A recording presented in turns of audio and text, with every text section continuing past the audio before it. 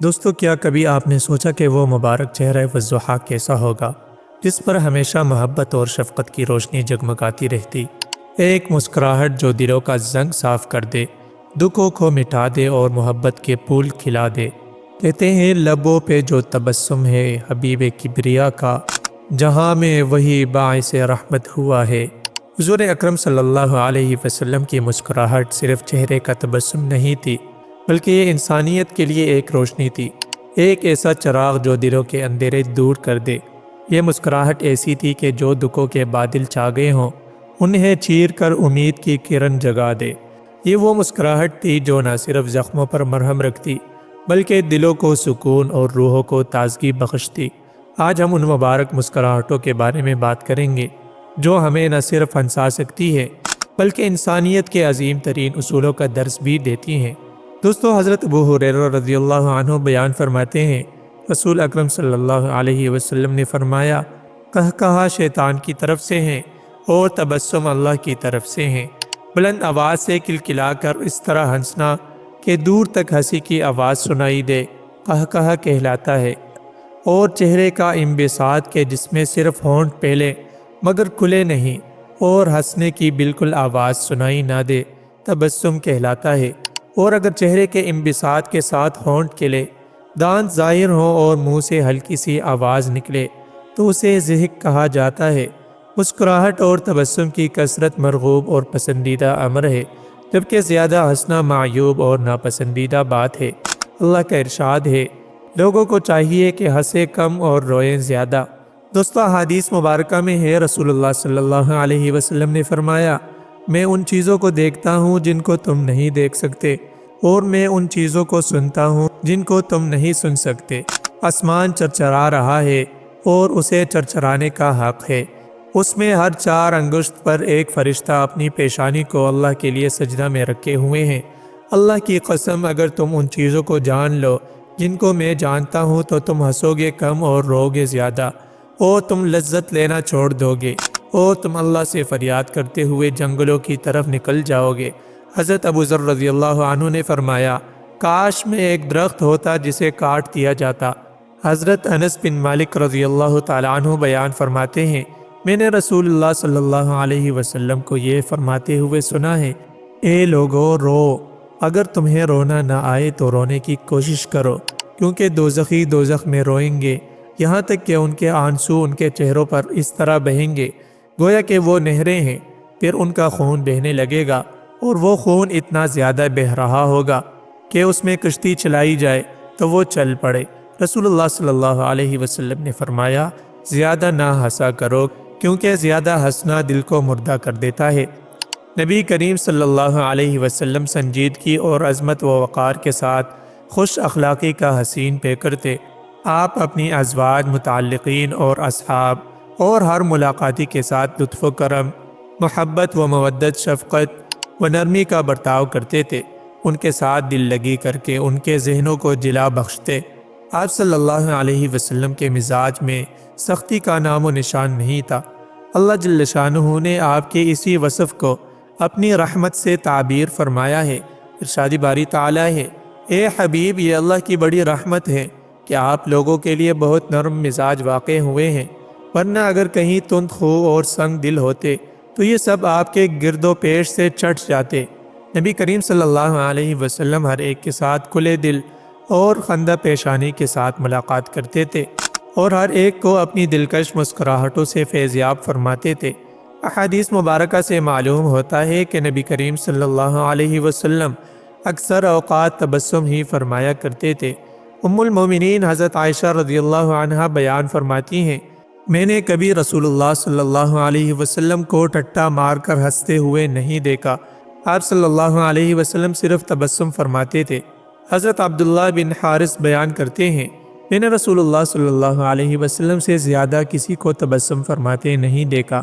حضرت جابر بن سمرہ بیان کرتے ہیں، رسول اللہ صلی اللہ علیہ وسلم کی پنڈلیاں مبارک متوسط تھیں، اور آپ کبھی قہقہہ مار کر نہیں ہنستے تھے، آپ صرف مسکرایا کرتے تھے۔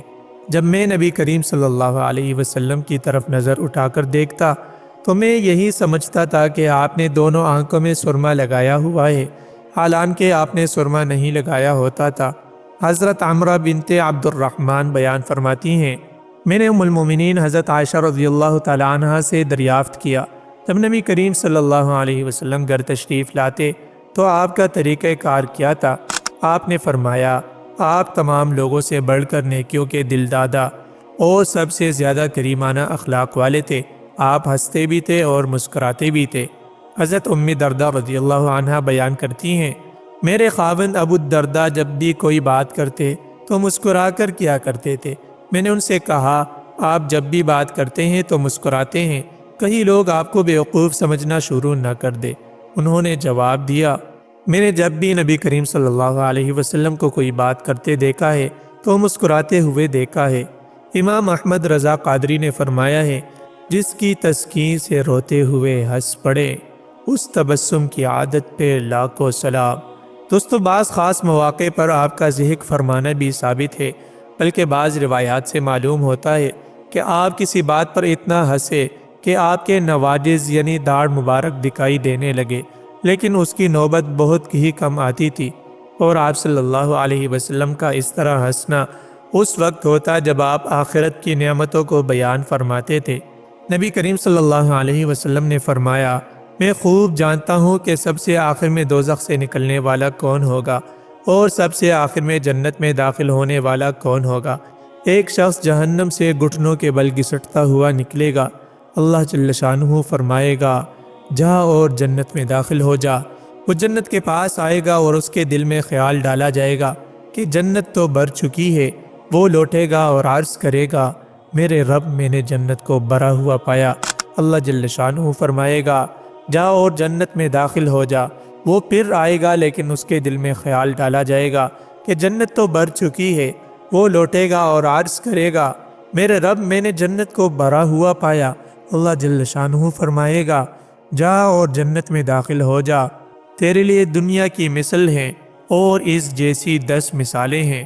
وہ شخص عرض کرے گا، یا اللہ، تو مجھ سے مذاق کرتا ہے حالانکہ تو بادشاہ ہے۔ راوی کہتے ہیں، میں نے دیکھا رسول اللہ صلی اللہ علیہ وسلم ہنس دیے، یہاں تک کہ آپ صلی اللہ علیہ وسلم کے آگے کے دندان مبارک ظاہر ہو گئے، اور آپ علیہ السلام فرما رہے تھے، یہ اہل جنت میں سے ادنا کا درجہ ہے۔